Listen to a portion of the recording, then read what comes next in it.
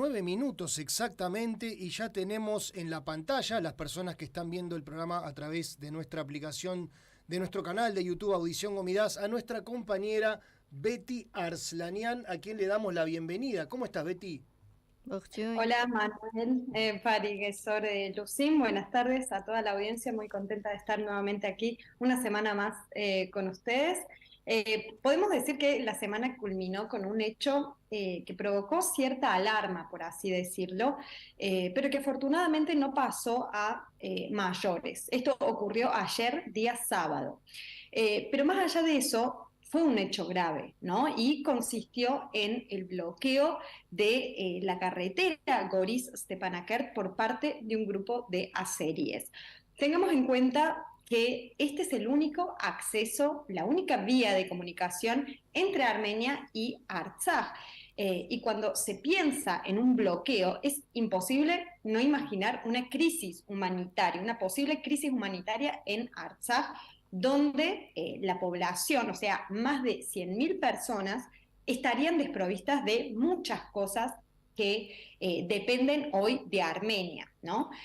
Lo que ocurrió es que un grupo de personas de Azerbaiyán vestidas como civiles interceptaron la ruta bajo el argumento o la justificación de que se trataba de una acción ambientalista, ¿no? Y así impidieron el paso de los vehículos desde los dos lados, o sea, para salir y para entrar a Artsaj. Como consecuencia se acumularon muchos autos, como pueden ver en la imagen, aquellos que nos están siguiendo por YouTube, que estuvieron allí estacionadas por horas, ¿no? Ante esto, bueno, algunas autoridades y organismos hicieron declaraciones. En primer lugar, Artak Beglarian dijo que esto es otra provocación de Azerbaiyán y que es obvio que se está intentando romper la única conexión entre Artsaj y Armenia, una conexión que, según los acuerdos tripartitos, el contingente ruso de mantenimiento de la paz debe garantizar. Por otro lado, el Ministerio de Salud acusó a Azerbaiyán de violar gravemente los derechos humanitarios internacionales y querer crear un desastre humanitario en Artsaj, particularmente porque durante ese lapso de tiempo en el que la ruta estuvo bloqueada fue imposible el paso o el traslado de comida, medicamentos o equipos médicos. Esta historia culmina con la negociación entre las fuerzas rusas y la parte azerbaiyana, que luego de una reunión de 3 horas, bueno, la ruta se abrió y ahora está funcionando normalmente. A pesar de que este problema se solucionó en ese periodo de tiempo, no deja de ser un intento de generar pánico en los habitantes de Artsaj y contribuir a su objetivo, el objetivo de Azerbaiyán, que es que la población deje esas tierras, ¿no? Y seguimos con el tema de Artsaj, pero desde Rusia, ¿no? Porque la próxima noticia consiste en el mensaje que dio el canciller ruso, Sergei Lavrov, en una conferencia de prensa en la que aseguró que el protocolo de Alma-Ata establece que las fronteras entre los nuevos estados, a partir de su independencia de la Unión Soviética, se basarán en las fronteras justamente de las antiguas repúblicas de la URSS, ¿no? Y que en ese momento el Oblast autónomo de Nagorno-Karabaj era parte de Azerbaiyán. Este protocolo es un documento internacional en el cual el primer ministro Nikol Pashinyan argumenta que Armenia ya reconoce la integridad territorial de Azerbaiyán. Lavrov dijo que esto fue aprobado por Azerbaiyán, Armenia, Francia y también Charles Michel, y que determina cómo abordar el tema del estatus de Artsaj. Y que las autoridades armenias recientemente no estuvieron hablando sobre el estatus de Artsaj, sino sobre la necesidad de garantizar los derechos de la población armenia de ahí, ¿no? Como si la cuestión del estatus ya estuviera cerrada. Al respecto, Lavrov dijo que la parte azerbaiyana está lista para discutir sobre esto y otorgarles derechos, ¿no? Por supuesto, acá está en cada uno creer o no en esto, porque si no se respetan los derechos de los armenios en Artsaj en este momento, ¿por qué pasaría en un futuro, ¿no? Es un gran cuestionamiento. Y ante estos dichos, que por cierto son bastante preocupantes por parte del canciller de Rusia y que muestran la posición de Rusia alrededor de este conflicto, que en realidad es bastante confuso también, desde siempre, el ministro interino de Asuntos Exteriores de Artsaj, David Babayan, salió a responder. ¿Qué dijo Babayan? Dijo que cuando hablamos del conflicto entre Azerbaiyán y Artsaj y mencionamos el protocolo de Alma-Ata, esta no reconoce a Artsaj dentro de Azerbaiyán, sino que el documento dice textualmente, reconociendo y respetando la integridad territorial de cada uno y la no violación de las fronteras existentes, ¿no? Y en ese momento, dice Babayan, en el momento de la firma del protocolo, que fue el 21 de diciembre de 1991, Artsaj no formaba parte de Azerbaiyán, ya que recordemos que Artsaj se independizó el 2 de septiembre del 91, ¿no? Y además, en diciembre, o sea, 10 días antes de la firma de este protocolo, se llevó adelante el referéndum donde la gran mayoría de los ciudadanos, por no decir todos, votó por la independencia de Artsaj.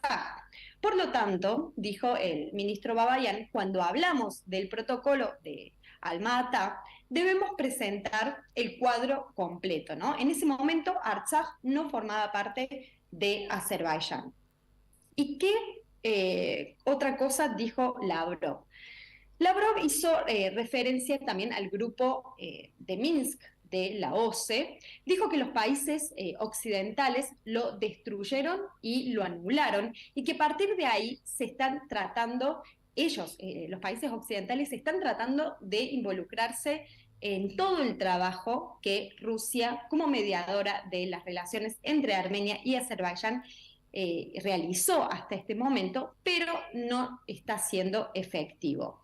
En palabras de Lavrov, ahora los franceses, estadounidenses y la Unión Europea en general están tratando de privatizar acuerdos alcanzados por las partes, o sea, entre Armenia y Azerbaiyán, con la participación de Rusia.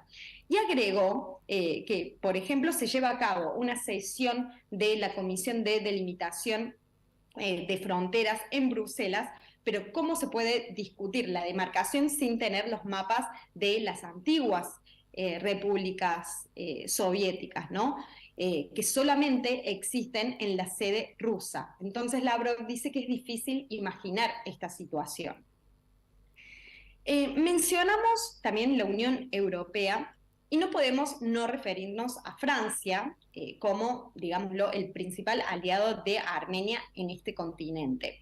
Esta semana la Asamblea Nacional de Francia aprobó por unanimidad una resolución que confirma aquella resolución que se aprobó el pasado 15 de noviembre que nosotros mencionamos en nuestro reporte, que exigía sanciones contra el régimen de Azerbaiyán ante la invasión y los ataques contra Armenia. Además, una cuestión muy importante y que justo recién también hicimos referencia, gira en torno al grupo de Minsk. ¿Qué dijo Francia sobre esto? Que es difícil llevar a cabo una misión tras la guerra de Ucrania desencadenada por Rusia y por otro lado tras el rechazo que hace Azerbaiyán para que este grupo funcione, ¿no? Y en el marco de esta resolución aprobada por el Senado, Francia hizo también una denuncia contra Rusia, acusándola de tener una falta de iniciativa para hacer cumplir el alto al fuego firmado el 9 de noviembre del 2020. O sea, quiso dar a entender que Rusia quiere ser garante de esta estabilización del conflicto, pero al mismo tiempo no hace mucho para cumplir los acuerdos. Pero bueno, este también puede ser un punto más de la oposición entre Occidente y Rusia que está atravesando la coyuntura mundial hoy, ¿no? Los puntos de esta resolución son muchos y no podemos tratarlos todos acá, pero aquellos oyentes que quieran conocerla con mayor detalle pueden buscar la resolución en internet o más información también en Diario Armenia. Semana activa para el ministro de Asuntos Exteriores, Ararat Mirzoyan, quien viajó a Polonia para participar de la reunión de cancilleres y altos funcionarios de toda la región de la OSCE, ¿no? O sea, la Organización para la Seguridad y la Cooperación en Europa. Así que Mirzoyan participó y dio un discurso en esta oportunidad en el que advirtió que Azerbaiyán no solo continúa con su retórica fanática y beligerante, sino también con la agresión militar contra la soberanía y la integridad territorial de Armenia. Y recordó los últimos ataques que tuvieron lugar en septiembre. Acusó a Azerbaiyán, pero también agradeció a los países y colegas que señalan al agresor, ¿no? Y hablan sobre la necesidad de investigar los crímenes de guerra y castigar a quienes los cometen. En esta oportunidad el ministro también exigió la retirada completa de las Fuerzas Armadas de Azerbaiyán de los territorios soberanos de Armenia y remarcó que Azerbaiyán continúa con sus acciones provocativas y agresivas contra los armenios de Artsaj. El canciller de Azerbaiyán también estaba en esta instancia participando de este foro y lo que dijo fue que su país, Azerbaiyán, está decidido a reintegrar a los ciudadanos de origen armenio que viven en Artsaj en su espacio político, social y económico, brindándoles los mismos derechos y libertades que a todos los ciudadanos de Azerbaiyán. Punto que mencionamos hace unos instantes cuando conté que el ministro de Asuntos Exteriores de Rusia, Lavrov, dijo esto mismo. Durante este viaje, el ministro de Relaciones Exteriores tuvo varias reuniones bilaterales. Una de estas fue con el alto representante de la Unión Europea para Asuntos Exteriores y Política de Seguridad, Josep Borrell, quien escribió en su Twitter que en la reunión discutieron sobre las formas de construir la paz en la región y que la Unión Europea sigue comprometida para apoyar la normalización de las relaciones entre Armenia y Azerbaiyán. Por otro lado, Ararat Mirzoyan también se reunió con la secretaria general de la OSCE, a quien presentó la situación de seguridad en la región, señalando que Azerbaiyán viola gravemente las disposiciones fundamentales del derecho internacional humanitario, la Carta de la ONU y el Acta Final de Helsinki. Otro con los cuales se reunió Mirzoyan fue con su par, con el canciller de Países Bajos y también de Lituania, reuniones que culminaron con la promesa de expandir aún más la cooperación entre sus países.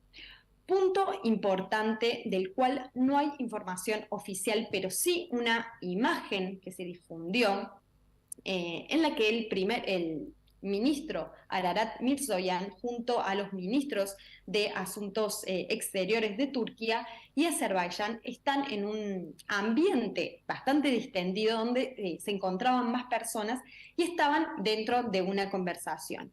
Muchos pensaban que era una especie de reunión tripartita, pero el portavoz del Ministerio de Asuntos Exteriores de Armenia dijo que esa imagen fue sacada antes de la ceremonia de apertura de la cumbre ministerial de la OSCE y fue tan solo una breve conversación de cortesía entre los tres. Cambiamos de tema y, como ya es costumbre, nos vamos a referir a las constantes violaciones al cese al fuego por parte de Azerbaiyán, que fueron numerosas también esta semana. Los días más comprometidos en este sentido fueron el 29 y el 30 de noviembre, días en los que las unidades militares, las unidades de las Fuerzas Armadas de Azerbaiyán abrieron fuego con armas de diferentes calibres en dirección a las posiciones armenias ubicadas al este del país. Tengamos en cuenta que esta zona, toda la parte oriental de Armenia, es la más comprometida en el último tiempo. Como consecuencia, en uno de los ataques, un soldado armenio fue herido de bala y afortunadamente su vida no corre peligro. En torno a este tema, un dato para compartir con nuestros oyentes es que la empresa privada estadounidense de análisis de inteligencia, Stratford, afirmó que existe el peligro de una escalada en la frontera entre Armenia y Azerbaiyán.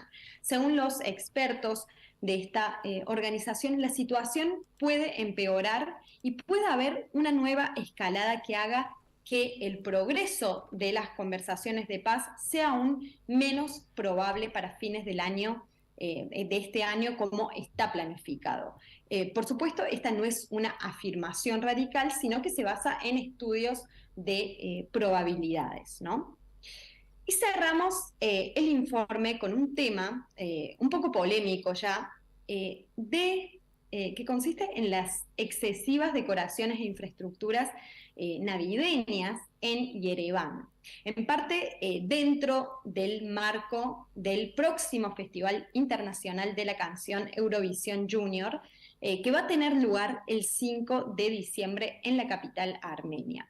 Particularmente en la Plaza de la República, además del gran árbol de Navidad que estamos viendo en pantalla, todos los edificios, incluso el sector donde están las fuentes, para aquellos que conocen la Plaza de la República, están totalmente decoradas y hay un montaje realmente increíble, bueno, como pueden ver aquí en las fotos, ¿no? Según algunos medios que plantearon una total disconformidad con esto, el gobierno gastó 284 mil millones del presupuesto estatal, dólares, ¿no? Es la moneda que les estoy mencionando, del presupuesto estatal en toda esta movida, ¿no? Y la ejecución fue a través de un solo medio, ¿no? A través de una sola empresa, o sea, sin licitaciones. Realmente la ciudad ha quedado espléndida con toda esta mega producción, pero estos trabajos han sido polémicos justamente por los gastos que causaron, teniendo en cuenta la realidad del país. Estamos viendo las imágenes, Betty, que compartís con nosotros. Este es un tema que hemos abordado en diferentes oportunidades. No es un tema menor, porque es un tema cultural armenio. Históricamente, en Armenia se ha construido el árbol, por lo menos desde la década del 70, 60, yo tengo fotos, tengo algún material, que se comenzó a construir el árbol navideño en la Plaza de la República, pero no había una globalización semejante a la que se está viendo ahora en Yereván. O sea, lo que queremos decir, se respetó la Navidad, la fecha nuestra es el 6 de enero, se respeta la Navidad de Occidente, pero no se conmemora de esta forma como la que acabamos de ver en las fotos en Armenia, particularmente este año. Ignoro los motivos, probablemente este evento de canciones tiene que ver seguramente porque van a visitar Armenia muchas personas que vienen de Occidente, pero es llamativo el tema de la globalización cultural. O sea, Armenia tiene su propia cultura, tiene sus propias creencias y tiene su espíritu navideño que dista bastante de lo que es el de Occidente, pero vemos en imágenes que cada año que pasa se va acentuando esa occidentalización de las costumbres en Armenia. Veremos con el tiempo qué resultado tiene, si son positivos, negativos o cómo es, pero bueno, la realidad es esta que acabamos de ver y bueno, hay que afrontarla. Con respecto a lo que habíamos comentado al principio, en el corte del camino que va de Armenia a Artsaj y de Artsaj a Armenia, habíamos señalado ayer que esta ruta era nueva, hacía pocos meses se había terminado y que reemplazaba a lo que era el corredor de Lachin, donde las Fuerzas Armadas de Azerbaiyán habían obligado a despoblar 3 pueblos armenios para poder quedarse con todo el trayecto y anularlo directamente y construir esta nueva ruta. En el material que compartiste con nosotros se ven las feroces inclemencias del tiempo, así que resulta doblemente llamativo que corten un camino bajo esas circunstancias temporales de nieve, de viento. Es verdaderamente curiosa esa circunstancia. Así que dicho todo esto, Betty, queremos agradecerte como siempre tu participación. Nos resulta muy útil tenerte en Armenia y muy gráfico, así que queremos agradecerte como siempre el informe semanal. Muchas gracias a ustedes y bueno, me despido prometiendo nuevas actualizaciones el próximo domingo. Que así sea. Muchas gracias, Betty. Chao, chao.